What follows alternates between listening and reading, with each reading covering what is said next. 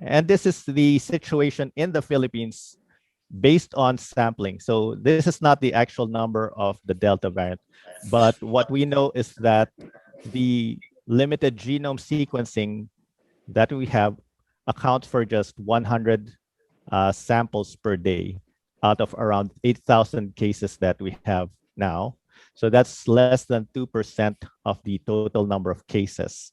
So what we're really showing here is the percentage of the Delta variant in the samples. But if this percentage was applied to the entire number of cases, this is what we would see. So as of the latest data, we see 26% of cases sampled were the Delta variant.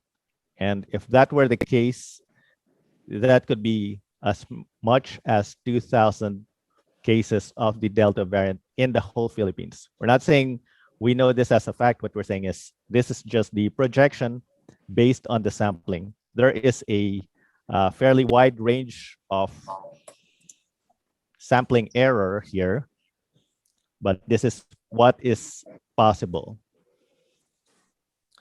And this is now what we're seeing in the National Capital Region. The surge is now happening. It's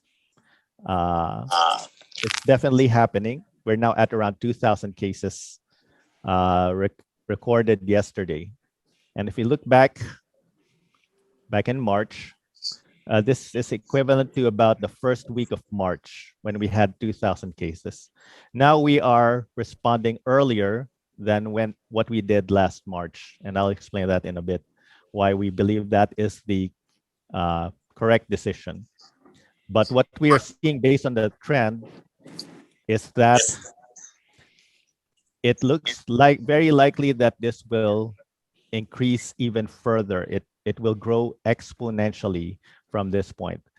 Because if we look at the entire timeline of the pandemic in the NCR since 2010, when we have a surge like this, there's no way for it to stop. We cannot control it anymore.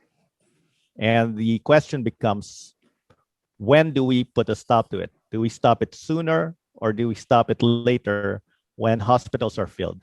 The position of the OCTA Research Group is it is better to stop it sooner rather than wait for it to, to grow, and then we stop it later when hospitals are full.